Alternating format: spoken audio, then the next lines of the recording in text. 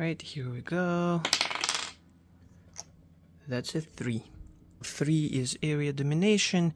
I have 6 different objectives here, and area domination is probably the most normal out of them. It is a mode of game where we have d3+1 objective markers. In the end of every turn, if you have more minis on the objective than your opponent, you get a point, and in the end of the 5th turn, we'll look who has more points, and that player wins the game. Right, we have to roll d3+1 to know how many locations we will have that we have to compete for. Let's do it. What is it? It's a 3 again, so it will be 2+1, 3 objectives. Okay, and before we start the game, we must roll for deployment. I will say that the lighter die is for the Pyromancer, and the darker die is for the Demonologist. Let's see who wins. The Pyromancer wins. So now before we can start playing the game, we have to determine who starts deployment. To do that, each of the players has to roll 1 dice. I will say that the lighter die is Pyromancer, the darker die is the Demonologist. Alright, let's see who wins the roll-off. No one does. In this case, we just reroll. It's a 6 for the Pyromancer, which means that the Pyromancer can choose either the short edge or the other short edge of the table, or the player can choose this long edge or that long edge.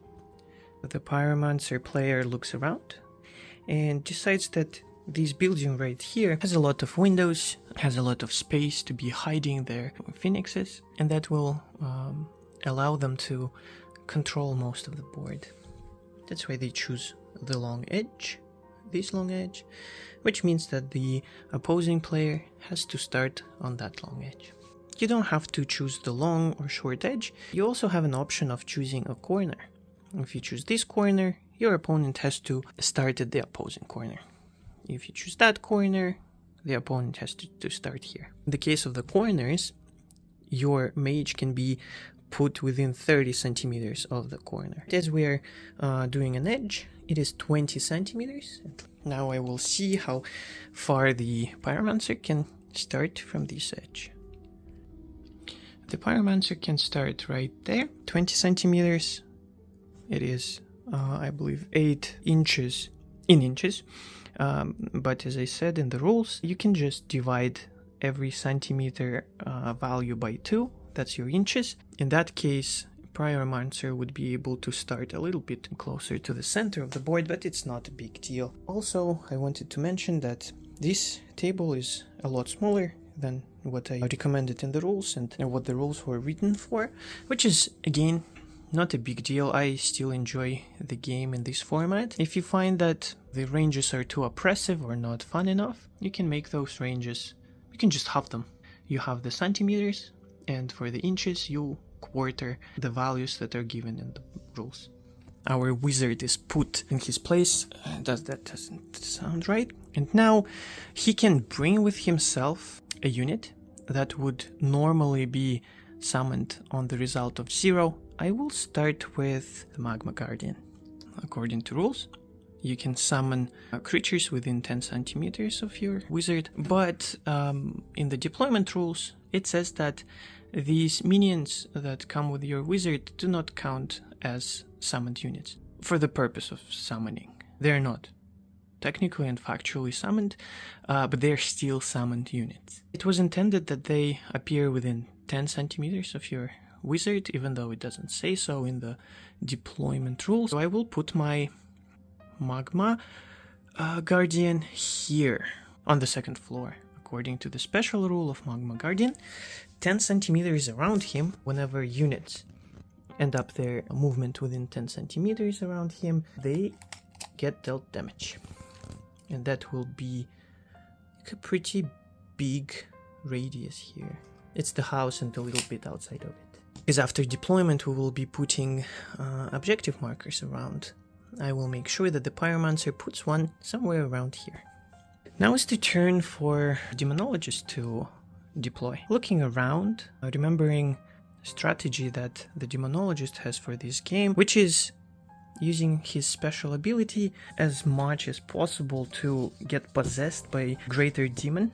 The Demonologist will try to get into close combat. That's why he's going to get as close to that house as possible, but will try to stay outside of the Magma Guardian range. The Demonologist changed his mind. He looked around, thought that this kind of fortified building, it wouldn't be too smart to try to get into the fortified building, and he decided to go here because it will be his turn to put one of the objectives on the table too. He's bringing Demonatus with him, which will be set up here, far away from the enemy, which will probably be enough for it to stay alive for more than one turn and be as useful as is possible. Now the rules say that starting with the wizard who deployed last, which is our Demonologist, we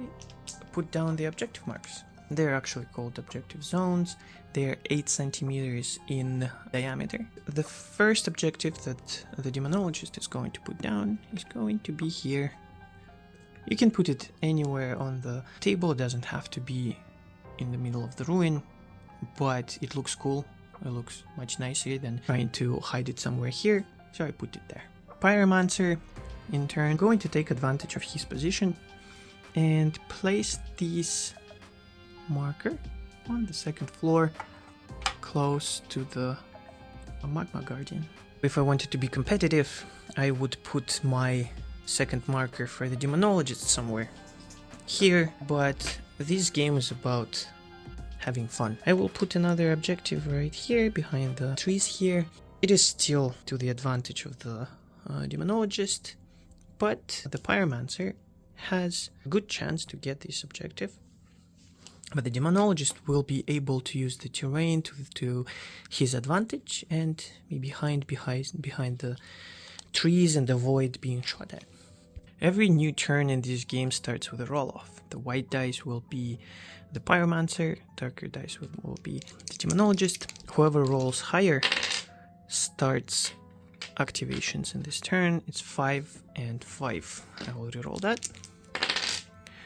It is 4 and 1. Pyromancer starts this turn. So the game starts with the activation of the Pyromancer team. As our Magma Guardian cannot do anything on their turn, we are going to skip him. And by the rules, I could activate my Magma Guardian, do nothing with him because he cannot use any actions, and let the Demonologist go first. But I won't do that right now. I will start with my Pyromancer himself. The special rule that the Pyromancer has, Flame Points, makes him unable to cast Summoning Spell in the first activation as a first action. Reminder or new information for most of the people who watch this. The wizards have 3 actions per activation and minions have 2 actions per activation. Let's start with the wizard already. So what we can do, we can cast spells, we can move around. When the Pyromancer has 0 flame points, his only result can be 0. For those who haven't read the rules yet, I have 6 dice because Arcane Mastery of my Pyromancer is 6. You do not pay points when you customize your wizard for the Arcane Mastery, because Arcane Mastery, or the number of dice that you roll to see the result of your spell, it doesn't change how successful you will be with your spell. It only changes how likely you are to get extreme results. I don't remember exactly what the chances are. I did calculate them, and with the Arcane Mastery of 6, you are most likely out of all Arcane Mastery values to roll +3 or -3. These are high Arcane Mastery works well with special rules for Pyromancer, because here casting right now with 0 flame points, we can only get a result of 0. That's how he works. He gets heated up, he lights up the furnace within his soul, and it's not lit up yet, so we will light it up. It doesn't matter what I rolled, but I will just explain the basic rules with this roll. Right now I have 1, 2, 3, 4 successes and 2 fails. On default, everything that is 4 or more is a success, everything that is less than that is a fail, and the number of fails minus the number of successes, or the other way around, the number of successes minus the number of fails gives you the result. So 4 minus 2 is 2. If it wasn't for these special rules that the Pyromancer has, the result of this casting roll would be +2. But it is 0, and on a 0 we get the target's stride is increased by 8 centimeters. Well, I guess forever. And for these kind of situations, you need a piece of paper. You need to track what characteristics your unit has. Okay, so we remember that the Magma Guardian can now move 8 centimeters per action in their activation. That's great, and now Pyromancer has +1 to his flame points. Now when Pyromancer has 1 flame point, he can get results of 0, -1, and +1. Or I could cast a summoning spell, which will bring my flame points back to 0, which will mean that the next spell will be cast with the result of a 0. Let's cast Phoenix Rebirth. I will roll 6 dice. Fail, fail, fail, fail, and 2 successes. I have a completely opposite result now. 2 fails, and it was a fail, and 2 successes, which gives me -2, result of -2, but because of flame points, I can only get as low as -1. So the Phoenix that is summoned is weakened. The Phoenix that is weakened is using the left value in the brackets. Its Fury is not 4, it's not 6, it's 2. Its Endurance will be 1, and yeah, that's it. The rest will be normal. Oh no, sorry, the stride will be 16 centimeters instead of 24. I measured where the Phoenix has to appear within 10 centimeters of my wizard, which is right here. And I will use the third action to move up my Pyromancer closer to the objective marker for which most of the fight will be happening in this game, I suspect. And the levity of my Pyromancer is 32 centimeters, which is a lot. Also, it is important to note that wizards are too powerful and too proud to walk. They all either fly or teleport, or well, some of them, I don't know. It's up to you. It's really up to you. Whatever you want to imagine them doing, they do. 32 centimeters was just enough for the Pyromancer to get on top of these ruins here. It allows him to see a lot of the battlefield. Right now is the activation of the Demonologist, and the Demonologist player may choose either the wizard or the summoned unit to do something. The Demonologist player chooses to summon a succubus, another one of the specialized summoning of this magic school, which makes sense because our portal will start making demon babies next turn, or this turn, the next activation that the Demonologist player gets. The thing is that those summoned units will be from universal summoning spells, which are obviously a little bit, not too much, but you can feel it, who are not as powerful. Demonologist is not limited by any special rules. He can just do summoning right away. Let's see how it goes. Arcane Mastery of the Demonologist is 3, so I'm using 3 dice to cast the spell. Right, let's see what gives. 6, 5, 5, so we have 3 successes right away. 3 successes is a big deal because I made sure that the results as high as that give you a lot of advantage. So here on a 3, I summon 2 strengthened succubus units. This is how the Demonologist decides to summon their allies. We have 1 succubus standing on the objective and looking at the other one. They're in the thicket of the woods, and the other one is here preparing to advance on this flank and maybe deal some damage to the wizard. The next action that he's going to do is to use a boon. It is called Promises of Doom. The wizard shows their minions what expects them in the case of failure.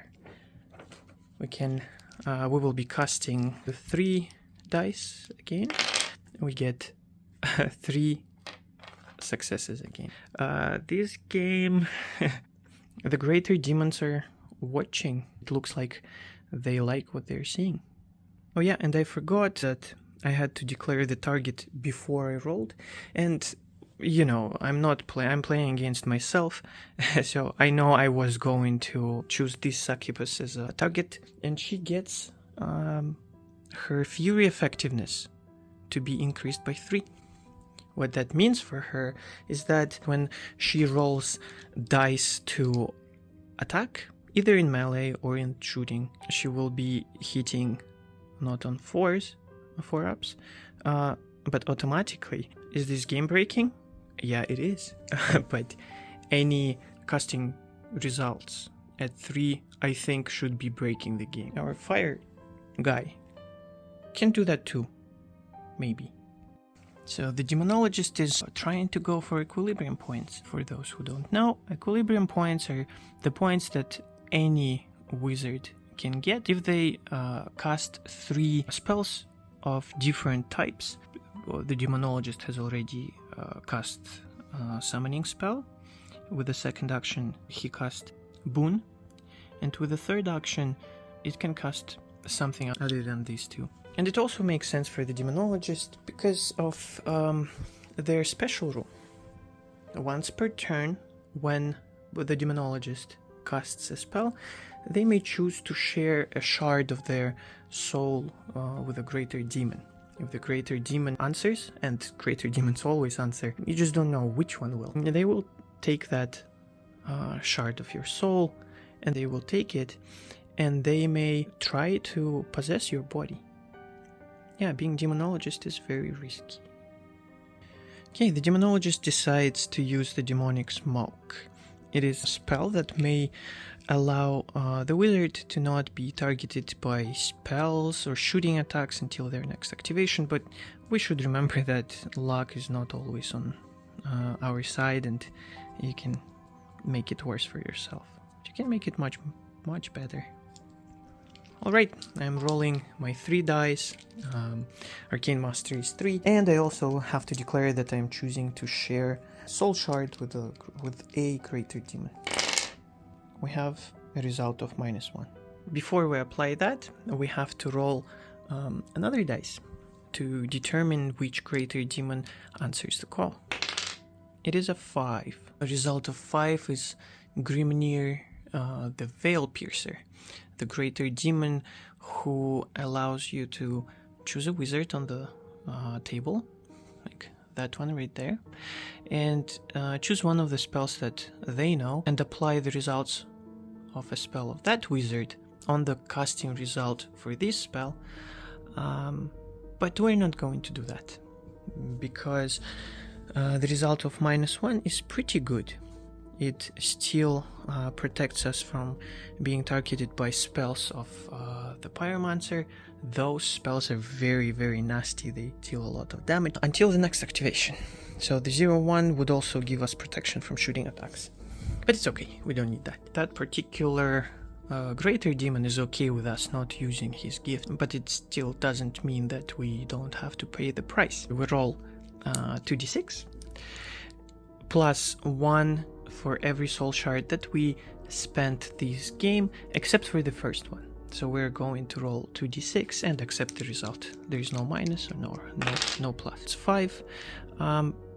It would only matter if it was more than 10, which is, you know, a low chance to do so early in the game. The Demonologist is not possessed, and he's getting 1 equilibrium point. Equilibrium points may be used on things like Arcane Push, Counterspell, Arcane Ascension. Those 3 cost 1 Equilibrium point. It increases the casting roll result by 1 for us. It's like a buff for our own casting. It's a debuff for the casting of our opponent, Counterspell. And Arcane Ascension adds 1 to the Arcane Master effectiveness for the next spell. Which means that the next spell, if we use Equilibrium point, the successes will be not on 4s and up, but on 3s up. This would be 3 successes if we were to use that Equilibrium point. So keep in mind that the Demonologist cannot be a target of the Pyromancer spells, which if the Pyromancer knew beforehand, he would do something about it, but it is too late now. That's one of the dangers of activating early in the turn. Okay, the next unit that the Pyromancer wants to activate is this little bird here. Phoenixes can deal damage by shooting, can deal damage by flying over the enemies, but they can also never die. If they lose all their endurance points, they come back to life, but they go 1 bracket down, which for this particular Phoenix doesn't mean anything, because this Phoenix is as weak as it can be, so if it dies it will just come back the way it is right now. Phoenix is a flying creature, that's why it can ignore anything and everything.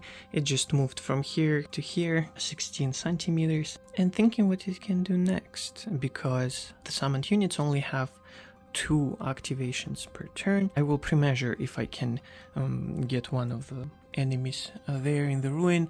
If not, we will just move on. So the Phoenix can shoot this Succubus. There is a catch though, because between the Phoenix and the Succubus there are trees, there is this ancient ruin. I will give Succubus cover. There are 2 types of cover in this game. There is partial cover, which gives +1 to fortitude of the unit that is being targeted, and fortitude is just save roll. It will have a better save roll. And there is also full cover. For example, the Demonologist here is in full cover from the bird, because the bird cannot even see the Demonologist, which means that it cannot be targeted. I mean, he cannot be targeted, and he won't be attacked. So normally Phoenix has Fury of 4, but this particular one, being weakened, has Fury of 2, and for the shooting attacks you have your Fury, which means that from 2 dice we only have 1 left. Fury effectiveness is decreased by 1, so we will be hitting on 5 ups. Will it work? Let's see. Nope, it doesn't work. He doesn't hit the target. This Phoenix has used 2 of its actions in this activation. Its activation is over. Now is the turn of the Demonologist party. Decides to choose the Demonatus portal to birth some more demon allies for the Demonologist. Demonatus has Fury of 0, Parry of 0, Stride of 0. So it cannot move, it cannot attack, while it can give birth to more demons. To give birth to a demon, we use 1 action, which means that this portal can spawn 2 demons per turn. You might think that this is imbalanced or too much. I believe it is not so, because you only have 5 slots for summoned units. You actually value those slots very much, because while not strengthened, this Demonatus will give you a random demon, and it is not going to be one of the stronger demons. It is going to be one of the 3 universal summons, and they are always going to be counted as if they were summoned on the result of 0. Let's see what we summon with the first action that I'm using to give birth. We get a 2, so this is a D3, which means this is a result of 1. Result of 1, we summon a Shift Rake. Shift Rake is a melee unit that is not very good at fighting, but it is very good at not dying, which is both a strength and a weakness, because the only way for the Demonologist to get rid of him is to use equilibrium points. And it's not just an equilibrium point, it is 2 equilibrium points to use Banish. Target friendly unit is removed from the game for 2 equilibrium points. So the shift rake is here.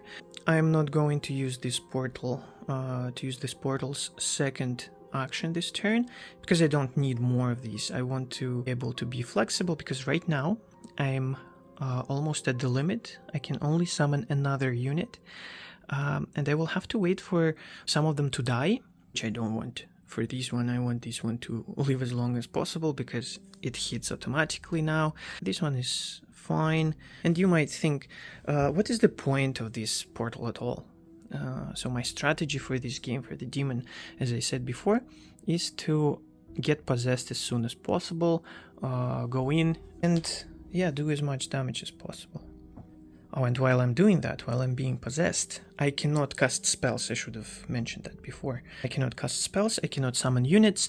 That is the role of these Demonatus here. We're back on the side of the Pyromancer.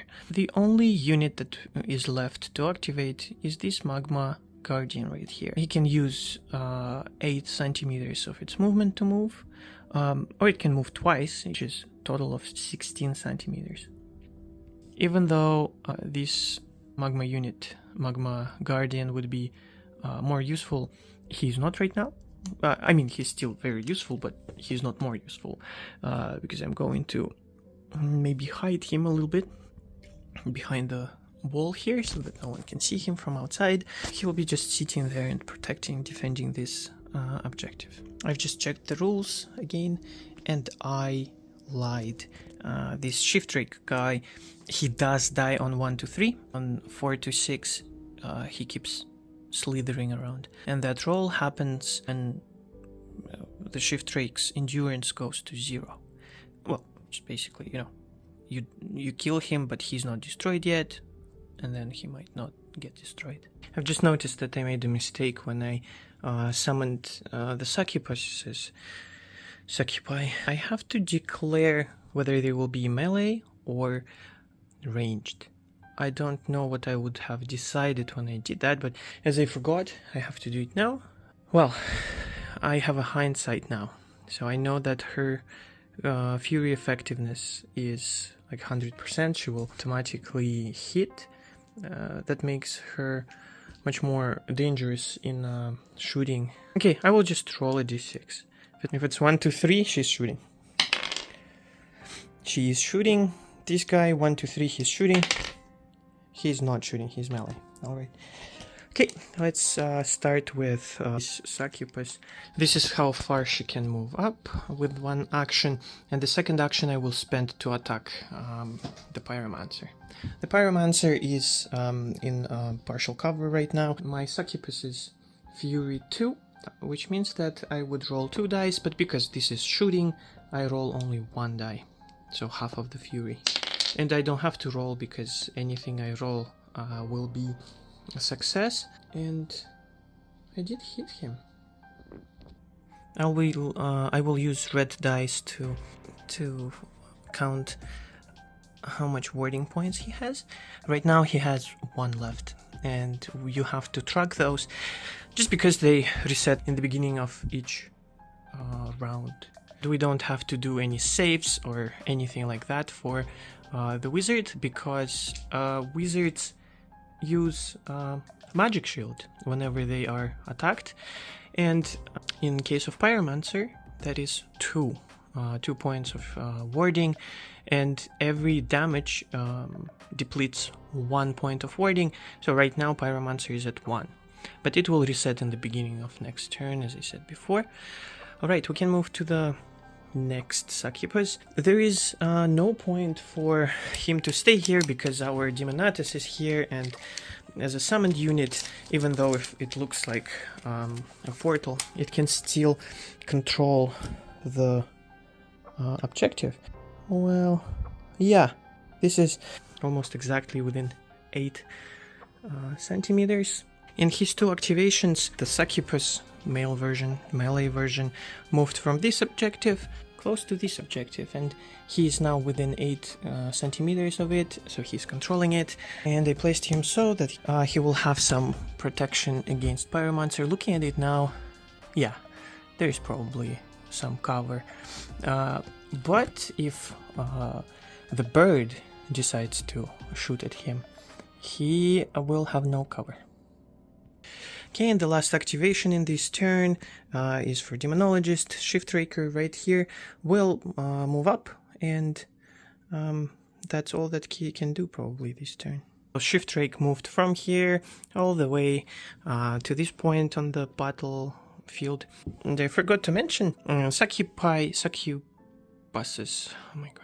They have flying keyword, which means that they can ignore whatever is in front of them, and that's why he could move from here all the way here, ignoring this part. It would be probably difficult terrain in if he didn't have flying. Shift Rake had to go around like this. This is it for the first turn. All activations have been made. It looks like as a result of this round, Demonologist is leading and is ahead right now. He's controlling 2 points, while his opponent controls only 1. I'm writing down these 2 points to Demonologist for round 1 and 1 point to Pyromancer. And at the beginning of the turn number 2, we roll off. Darker one is Demonologist, lighter one is Pyromancer. It goes to Pyromancer. Right, let's see what he's doing.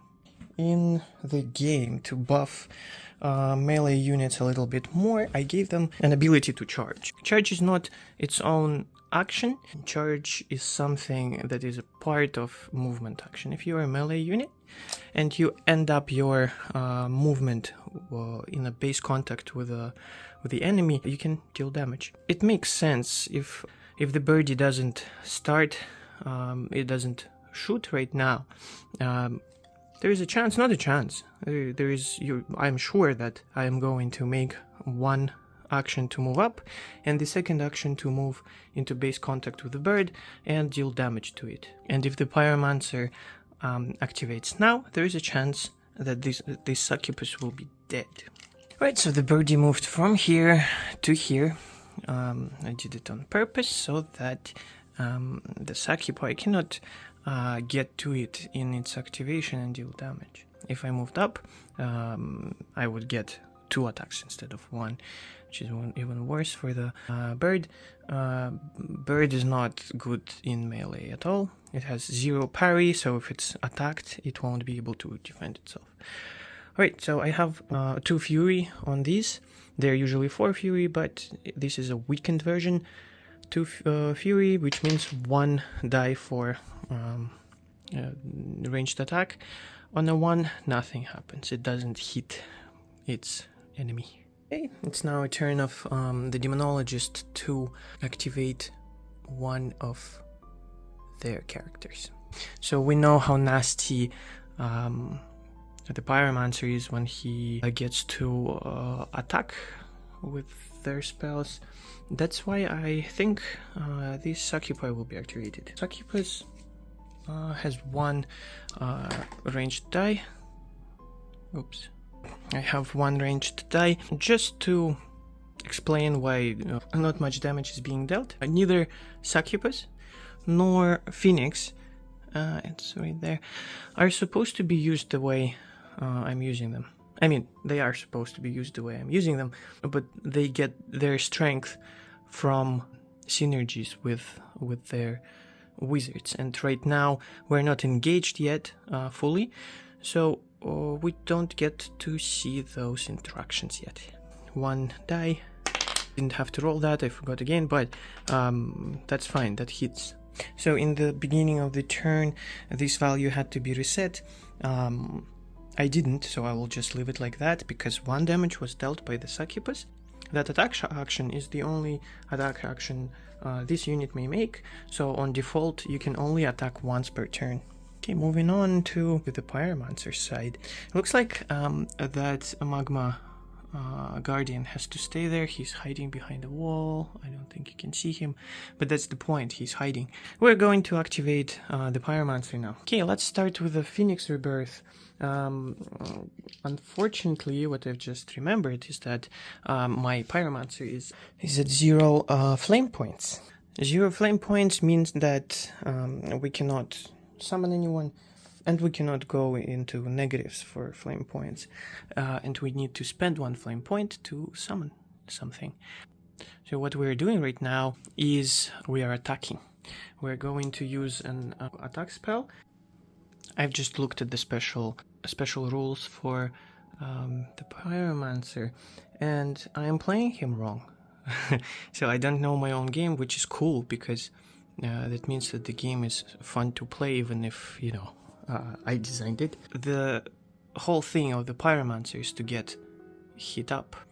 And if we attack right now, we will only get 1 flame point, whatever we do, because we're limited to the result of 0, and we get additional flame points only when we cast with a negative result. If we get a result of -1, we gain 2 flame points. At -2, it's 3 flame points, I believe. At the result of -3, we will have 4 flame points in total in one casting. This fire magic is very volatile. To have a chance to get hit up, we will do 2 spells that are not summoning, but we do need bodies on the board right now because this distance is getting smaller. Thinking about it, killing one of your opponent's minions equals to summoning one of your own minions. That's why we will start with an attack spell, and I'm looking at the 3 of them that I picked for this particular Pyromancer, and I think we will do not the wizard one, because we cannot target a Demonologist until the beginning of Demonologist's own activation, but we can do Flame Burst, and because we're limited to the result of 0, we will deal 2 damage guaranteed. Okay, so we don't have to roll, but just for fun, let's see what you can get on 6 dice. We get 3 -3, so we get 0, nothing changes. It would be 0 anyway. And of course, as I did before, I thought in my head what target I chose, and forgot to say it on camera. Yeah, 2 damage would kill both of them with 1 shot, and of course the biggest threat here is this succubus, because she can auto hit and she can deal damage at a distance. So she's dead. We get 1 flame point, and now with our next spell we will be able to have results of +1 and -1. With my second spell I cannot use Flame Burst, which is very effective, and you would think that being able to cast, let's say, 3 of those in 1 turn means that you almost guaranteed to kill at least 2 of your opponent's minis, and that would be very powerful. That's why we still can cast other attack spells, but not the Flame Burst. I thought that Pyromancer might be in a pickle.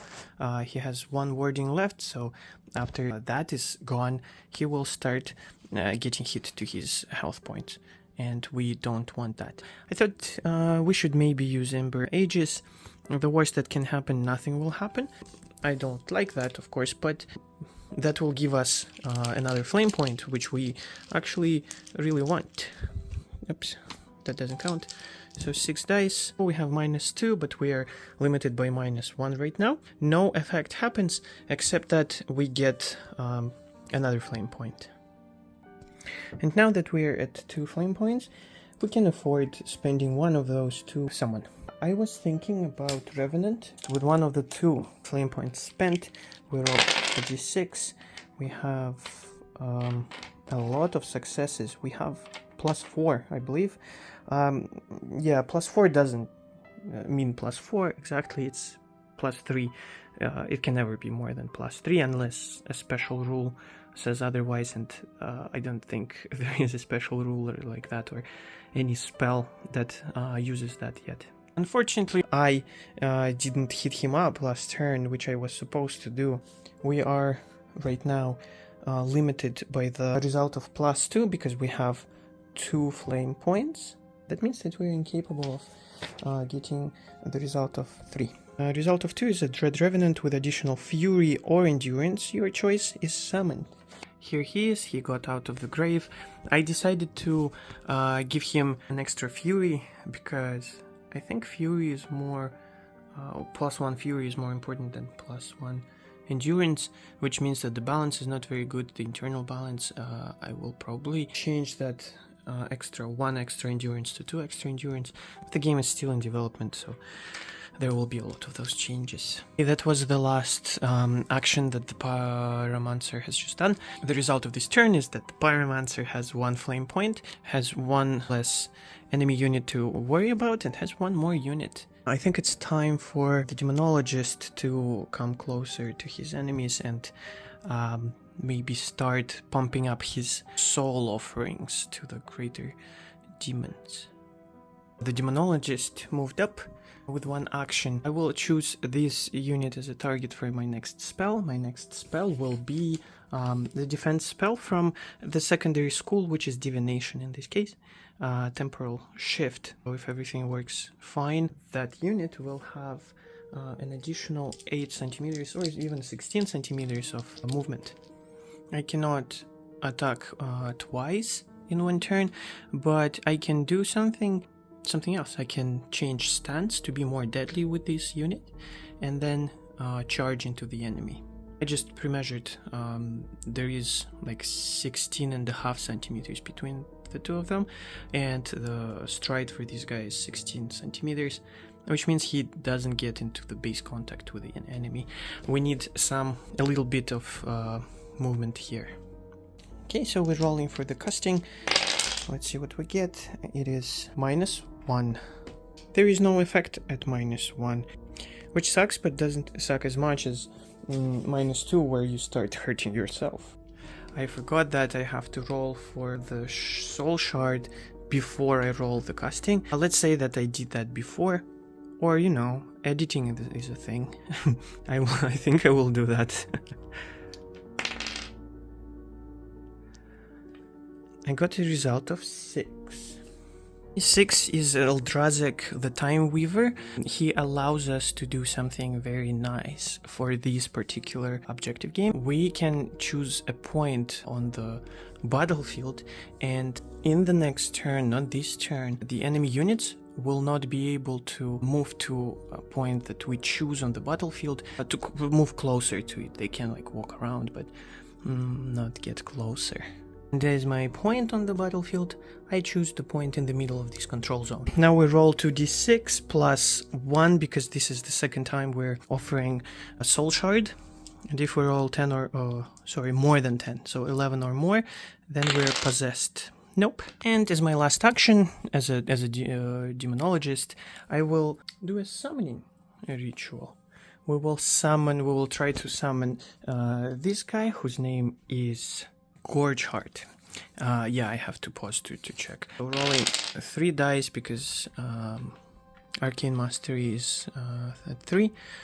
We have two successes, 1 failure, which means it's 1 success in total. So I may summon a normal Gorge Heart. He will be summoned somewhere here. Gorge Heart is sitting here. Now, we did not try to offer Soul Shard to a Greater Demon because we can only do that once per turn. Going back to Team Pyro, this guy is activated, that guy is activated, and the Magma Guardian will probably just sit there. We're going to activate Revenant.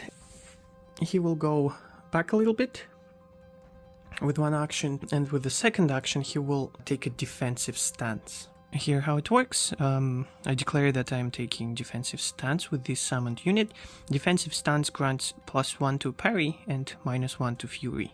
Again, fury is an attacking characteristic. So if I charge into someone and attack, I use fury.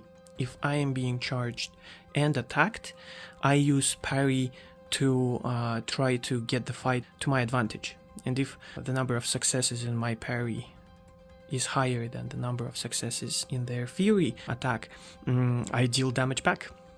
Okay, and how the stance works? This stance will be active forever. until you decide to get back to the neutral stance. You don't need to spend an action to go back to the neutral stance, but you do need to spend action if you want to go to the offensive stance. Alright, so we're staying there. Now the Demonologist activation. And I believe that the only one left is this beautiful portal here. Let's turn him this way. Let's see what it births this turn. I will only use one activation to give birth this turn, just because I want to leave that slot, the last slot that I will have, because I will have 4 units now. I will only be able to summon another one, and I want that slot for Succubus. So I'm using one action, rolling d3, I get a 5, that's a result of 3, which means Arrow Flax. I forgot to bring him. My Arrow Flax in this game will look like an imp. Because it is an imp, I forgot to 3D print a model for Arrow Flax. But the game is miniature agnostic, so it doesn't really matter. So it has to be in the base contact with the portal. It does have activation this turn. And we will activate him, but not before we activate this dude right here. We spend one action to come up and another action to charge into the Revenant. So at last we can see the melee combat here. This is how it works. We'll use red dice for Pyromancer and blue dice for the Demonologist. Shift Rake, the guy who is attacking right now, the bloody one, has Fury of 3. So we take 3 dice. Revenant right now has parry of 3. Because we took the defensive stance. And now we roll both of these groups of dice. Let's start with the Revenant. Okay, so it's 1 success. And for the Demonologist, it is no successes at all. Yeah, this works a little bit different from casting. We do not care about fails. Fails are fails. They're gone. And these are all gone. So it is 1 to 0 for the Revenant, which means that Revenant deals 1 damage to Shift Rake. There is also damage mitigation in this game. Shift Rake has Fortitude of 6, so that means that we need to roll a 6 up to save that damage. No, we don't get it. 5 is not enough. We do get damaged by the Revenant, and 1 endurance point is left. Because the Pyromancer has no units to activate, we are doing the last activation in this turn. That will be Arrow Flax. Arrow Flax is a very, very dangerous demon. And his danger is in his pretty high Fury characteristic. He has 3 Fury right now, which means that he will roll 2 dice to shoot. He's shooting only. And when he shoots a wizard, you roll a d6. On a 6, you steal an action from that wizard, which is very powerful in itself, but you also get to use that action that you've just stolen not only on movement, but you can also shoot again, even if you shot this activation already. So if you manage to roll 3 6s in a row, you will be able to attack 4 times and leave that wizard without actions for the whole turn. Let's move Arrow Flax now. Here I think that the Arrow Flax can shoot the wizard. Okay, so 2 shots, but because we're more than 30 centimeters away from the Pyromancer, we have to have our Fury effectiveness decreased by 1, so we hit on 5s. We have both shots into him, which is not very nice because the Pyromancer has only 1 point of warding left right now. I removed a dice with 1 warding. That warding has negated one of these 2 damage, and the other damage goes through, and Pyromancer is at 6 vitality points. And in this game, when you get to 0 vitality points, you don't die as a wizard, because wizards they're very proud, they're very civilized, well, what they think is civilized, so they don't kill each other. Being humiliated is much worse than being killed for them. And for every damage that we dealt, we use the trait of our flux, which says that on a 6 we steal 1 action. We get 1/6, which means that 1 action is stolen from Pyromancer. This is lucky. It shouldn't work that often, but here we are. I'm going to repeat it for myself because I will probably forget. Well, no, I won't. So we have stolen that action from the Pyromancer. We can now use it to attack again, as per rules. Alright, so 2 dice. It hits on 5s. Yeah, there we go. We remove another vitality point from the mage, and we still have to do the roll as per trait. If we roll a 6, nope, we don't steal anything. Okay, and continuing what I started telling about the wizards. When you go to vitality of 0, you faint, you lose arcane mastery effectiveness, which will mean that when you do a casting roll, results of 5 up will be successes, and everything that is less than 5 will be a failure. So it cripples your wizard. We're done with Arrow Flux, and I did say that that was our last activation. I lied. There is also this guy here who didn't move, didn't do anything. Let us activate him. Alright, so my intention with him was to get cover from the bird. Pyromancer is not doing that hot in this particular game. In the end of the turn 2, we get 2 points for Demonologist and 1 point for Pyromancer. Okay, at the beginning of the round, Pyromancer gets his 2 warding back. And I think that's all we have to do before the next round starts. Nothing changed. Demonologist darker, Pyromancer lighter. We reroll that because that's a tie. Okay, so the Pyromancer gets to start. Let's see how it goes. I'm not really sure why I was trying to hide from the Pyromancer, because I think Pyromancer can steal... Oh no. It is hard to tell, but we can refer to the rules. The rules say that if a line from any point on the base of one unit can be drawn to any point on the base of the other unit, it can see it. And, you know, adjust for the verticality, just use common sense. And again, if you cannot decide and your opponent disagrees with you, just roll a dice. I checked, the Pyromancer cannot see the dude, but I also checked, nothing in the rules says that the Pyromancer has to see the opponent or the target to deal damage. Why is that? I think I did that intentionally. I am looking for your feedback, guys. If you think that that's not fun, or that's stupid, or you would have done it any other way and not this way, please write me in the comments on YouTube, on Discord, wherever you can find me. On Wargaming Vault too, by the way, in the comments. Let's see where it goes. We will use Flame Burst. Flame Burst, the worst we can do is deal 1 damage to that succubus that we are choosing as a target. Okay, let's roll. I got a 0, which is not something I would like to have. I don't know why I said that. That's actually exactly what I want. This threat is gone. A threat, I mean the objective, the points threat. Succubus is gone. Both of the succubi are gone from the game, and this point becomes neutral again. So Demonologist will not get a point in this turn. Well, maybe, most likely. So we will not summon anyone with the second action, because I am sure that the Revenant can deal with this guy. Revenant will probably be also able to deal with this guy, but this guy right here is a threat for Pyromancer. The biggest threat. I looked around, and I think that I cannot do anything to that Arrow Flux right now, because I have already used the Flame Burst.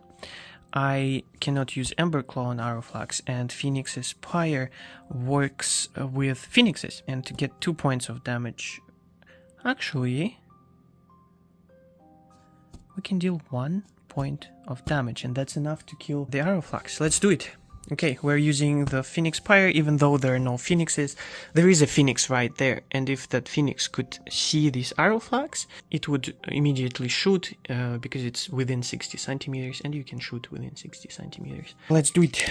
We have 6 dice, we have 2 flame points right now. That means that we have unlocked the results of +2 and -2. Let's see. Yeah. Okay, not very good, but it does ignite our soul. Okay, so 4 -2, the other way around, but it's the result of -2. With the result of -2, we get 2 additional flame points, which is a lot. So we've just gotten 3 flame points in one action. The result of our spell is the target is not affected, but the closest summoned Phoenix unit suffers 1 point of damage. Alright, so we did something not very good to ourselves. You can see it's far away, but it doesn't matter, because our spell says that the closest Phoenix is dealt 1 damage. We kill our own Phoenix. I forgot about that rebirth rule. I put it back here. It counts as activated, but it doesn't die. With the 3rd action, we will summon a unit. We will try to summon a Phoenix. We want to get to this objective as soon as possible. We have it is -2. We suffer 1 damage. The fire doesn't like us right now, and it burns us. And we summon a weakened Phoenix. Let's go grab a Phoenix. This is where I placed my new Phoenix. I've just realized I forgot, and let's say that that would happen in the game for sure. The Demonologist player reminds me, Pyromancer player, that yes, I can summon my unit right there, but that unit may not end its movement closer to this point on the battlefield in this turn. Phoenix is not getting this objective, and Pyromancer is in a bit of a pickle. And talking about pickles, we get 2 flame points. So we're at 6 right now. This is a little bit dangerous, because Pyromancer blows up when he gets up to 7 flame points, because he gets overheated. And that deals damage to everyone around him. He's a walking bomb, and that's one of the strategies that you can employ playing as a Pyromancer. You can get close to your opponents and blow up, dealing a lot of area damage. And incidentally, I did get the spell, the defensive spell that makes his own summoned units ignore the damage that he deals when he blows up. Alright, that's it for the Pyromancer's activation. We are going to do the Demonologist. Demonologist should start with the Shift Rake. He will use one of his actions to increase his fury by 1. I mean, to take the offensive stance. His fury is increased by 1, but his parry is decreased by 1 also. Shift Rake uses 4 of his fury to attack, and the Revenant uses 3 of its fury dice to, parry dice to parry. That's 2 successes, and this is 1 success. We have the total balance of +1 to the Revenant, and again, Revenant will deal 1 damage, but before that, Shift Rake has a chance to mitigate that damage. We roll a 1d6 on 6, that damage will be mitigated. That's a 6. He's fine right now. So we activate the Revenant because Shift Rake's parry is very low right now. Alright, so it's 2 successes. Well, he cannot beat it, but he can still get 1 success. No, he doesn't. So 2 damage goes through. He may try to mitigate those 2 damage. I don't think it will work. Let's see. Well, it was close, kinda. 1 damage still goes through, and Shift Rake is dead. But before he dies, we will resolve his special rule. How that special rule works is that we roll a d6. On 1-3, the shift rake is just dead. On 4-6, something happens. He is not dead, but he takes a form of smoke, it says in the rules, but in this case it's a bloody ooze, so I think it will become a puddle of blood, and it will be able to move around the map.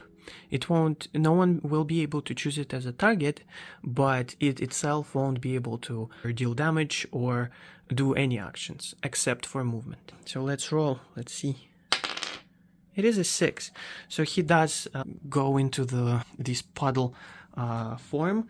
I will use a token to show that he's in that form. So here it will be. For the shift rake to get back into the material form, the Demonologist will have to use an action. So it has a lot of benefits. For example, shift rake will be able to get to the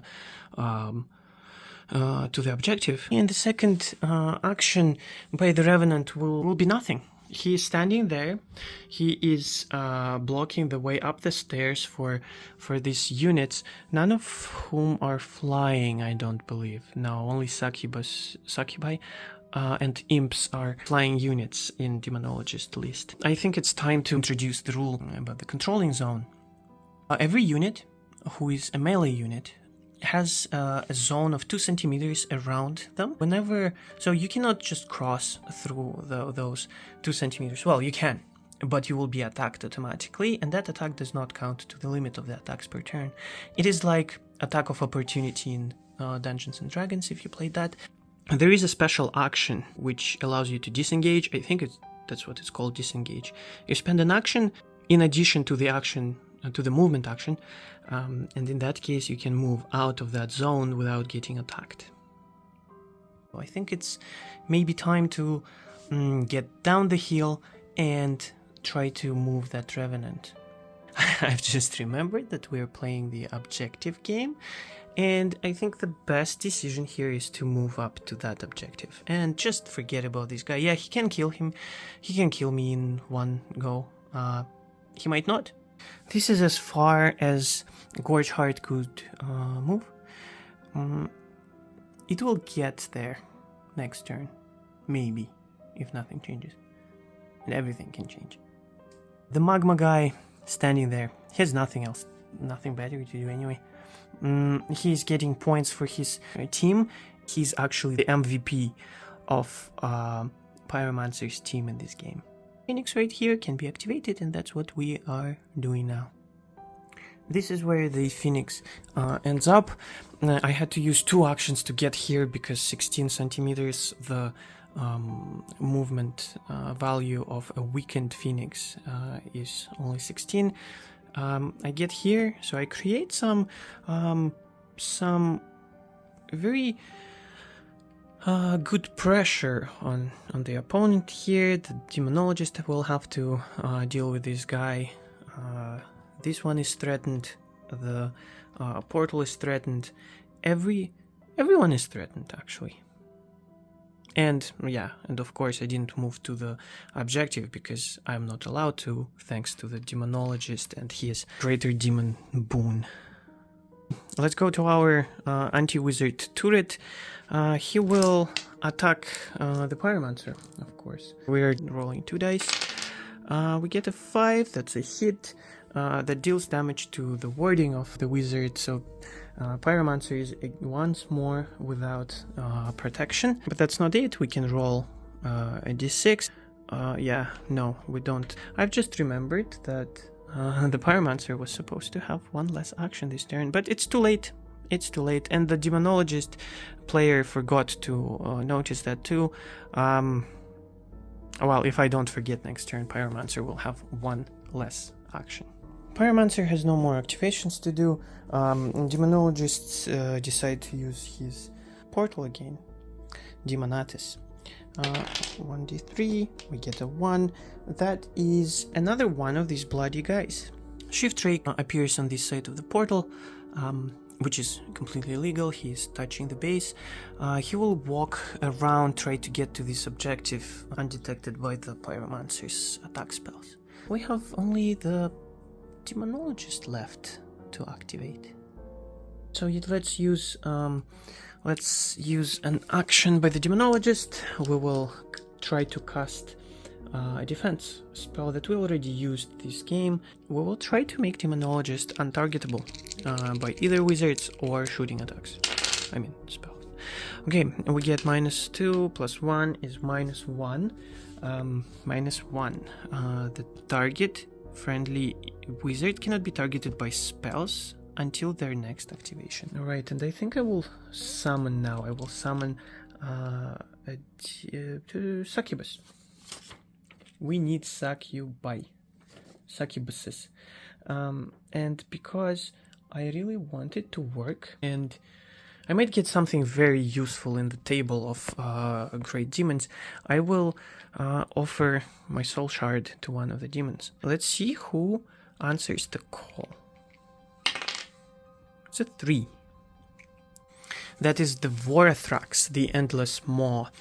Yeah, and his boon is if the target of this spell is an enemy unit, that unit is destroyed. And it's definitely not useful in this case.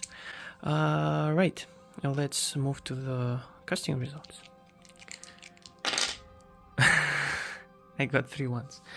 Alright, so -3 for Succubus is this spell fails, and the Demonologist uses 1 soul shard.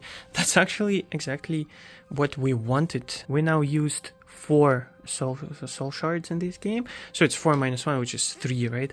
We get a +3 to the result of this roll. We get 4 + 5, which is 9. 9 + 3 is 12. That is enough for the Demonologist to be possessed. He gets possessed by the greater demon who was the last to answer his call, which is Vorathrax. And we're going to use a special profile. Demonologist becomes a very powerful monster. He is very good at fighting. He will... I think Vorathrax gives him a lot of endurance, and it's very good because we are almost in melee. We can deal some damage, and this portal right here allows us to get more minions, even though we won't be able to summon them ourselves.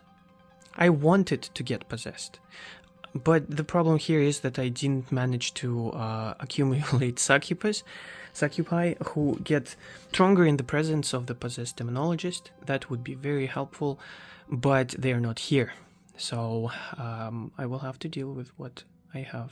For the Demonologist to stop being possessed, he will have to get his endurance to go down to 0, which is a problem in this particular case, because we're Vorathrax. We will need to be dealt 10 damage.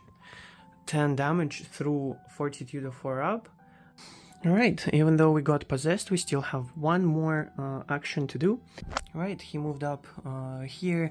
It looks like his plan is to get as close to the Pyromancer as possible and deal as much damage as possible. The last unit that can get activated this turn is this shift rake here. He will move towards the objective around this ruin. This is where he ends his movement. In the end of the round 3, no one gets the central objective. The total points right now is 5 and 3. It's still to the Demonologist advantage. We still have 2 rounds to go through. Let's see how it ends. Okay, this is the beginning of round 4. I will not forget that the Pyromancer has 2 actions this turn. That is because I forgot about that last turn. He doesn't restore his warding. Pyromancer does restore his warding. It is back to 2.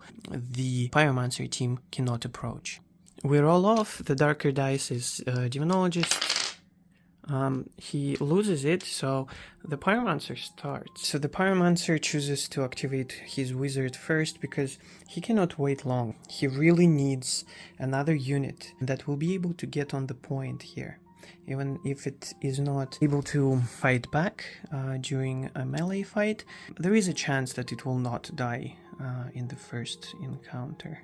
let's start with that. We only have two actions. The first action we're going to spend on casting a summoning spell.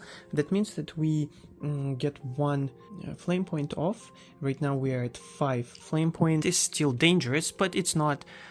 It's still doable. We can probably cast another spell after this.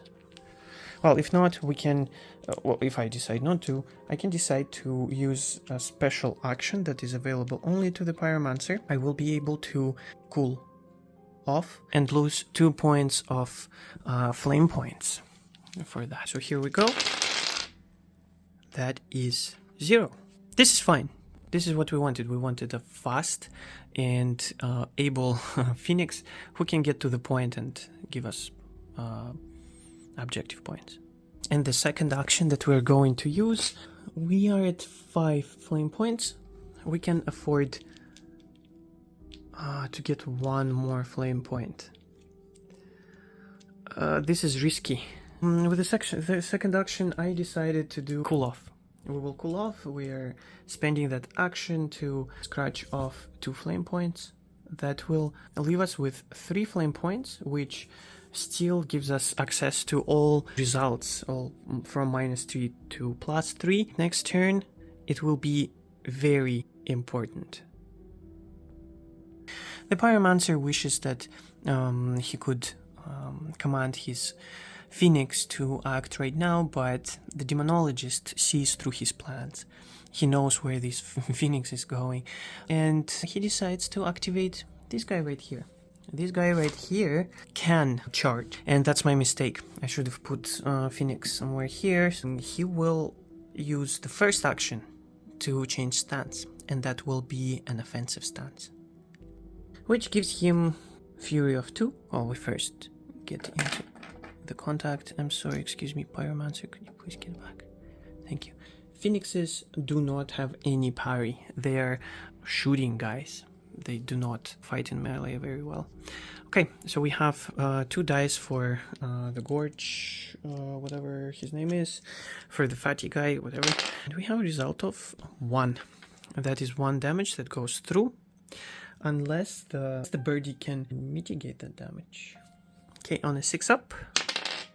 No, that's not a 6. But fortunately, the Phoenix has 2 endurance points when it's not weakened, like other Phoenixes here, these 2. Now is the Pyromancer's activation, and of course this Phoenix is going to get on this objective. And to do that I had to spend 2 actions, because I needed to disengage to not give my opponent a free attack, and so movement plus disengage makes me get here 24 centimeters, a little bit less than 24 centimeters from that place there, and Pyromancer is controlling the objective right now. The Demonologist will choose to activate himself and try to get on the point as fast as possible. Now when the Demonologist lost its levity, he had to walk around all these trees. He is right here now, and it was very lucky that the Demonologist managed to charge into the Phoenix, because before the game I forgot to mention, but I decided that this area will be difficult terrain because it represents woods, so his stride is not levity, which means that he's not teleporting or flying around. He walks just like everyone else who he summons. So the Fury of 6, I need 6 dice. I get 1, 2, 3 damage into the Phoenix, and Phoenix can try to mitigate those on 6s. He doesn't have any parry, so he didn't get to defend himself. Not a single save. The last 1 hit point is gone from the Phoenix. The Phoenix rebirths as a weakened version of himself. The Demonologist still has the 3rd action. And remember that he counts as a summoned unit now, which means that he has to abide by the rules that the summoned units abide by. He can only fight once in this turn. So the 3rd action we'll use to move up here. This will allow him to control the zone around him, which means that this Phoenix will not be able to get on this objective. Using 2 actions, this birdie here flew around, and land it right here. So at the moment there are 2 Pyromancer units on the point and 1 Demonologist, which means that objective belongs to the Pyromancer. Okay, there is no chance that this Revenant will be able to get to the objective on time. Phoenixes are flocking around that objective. The last Phoenix moved all the way up here, and nothing can move him away from here. We're going to activate these arrow flags and move probably. The Revenant is going to get rid of his defense stance. As I said, you can for free get back to the neutral stance. That's what we're doing here. And because this shift rake has not been returned to his normal form, he doesn't exist there, he doesn't have a control zone. So the guy moves in, charges, and in the case that Revenant kills his fatty here, he will be able to get close maybe to the objective. We will have to measure. Okay, the Gorge Heart is very hard to kill, but it is not very deadly. So Revenant has 4 dice to roll for his fury. Unfortunately, that's only 1 damage here. That is very unlucky. And let's see the 2 parry that the Gorge Heart can use against him. Yeah, it makes it a 6. So it's 1-1, 0, no one wins. That means there is no damage dealt in this fight. Demonologist chooses to activate this little dude right here. He will try to move up as close to the objective as possible. This little shift rake gets almost on the objective. Well, it is within 8 centimeters of the objective. So it is contested now, 3-3. The objective doesn't belong to anyone at this point. There's a lot going on around this objective. It is getting crowded here. The last unit, well, unless I missed something, is this Demonatus here. Okay, let's see what Demonatus summons. Nothing, because we have a limit. We're at the limit here. Okay, forget about that. It does get activated as per rules, but it wastes both of its actions.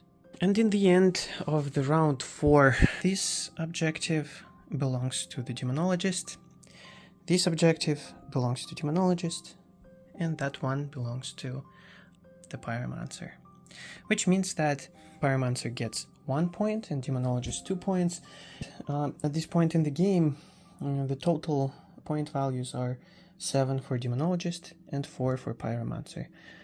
Whatever Pyromancer does, there is no chance for him to claim all 3 objectives, and I think it's time to forfeit for the Pyromancer. What I want to say in the end is that you haven't seen the whole game, but I believe that you've seen most of it. You've seen the basic mechanics. You've seen 2 of my favorite magic classes in the game. I'm saying that because the last update was not a magic school, strictly saying, but that would be my favorite, like anti-mage peasants who hate wizards and this whole world, and they want a better world. I think that is more exciting to me, but if those guys didn't exist, these 2 would be my most favorite magic classes.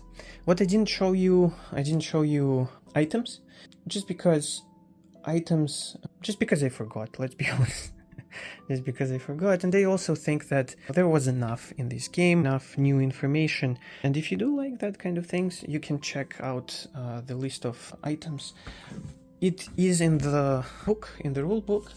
You don't have to buy it though. Let me show you the list of items on camera. You can pause this video and read through everything that is here. Alright, I think that's everything. Thank you for watching this. I hope you like the game. I hope you have as much fun as I do. If you don't, please let me know. I will do my best to make it better.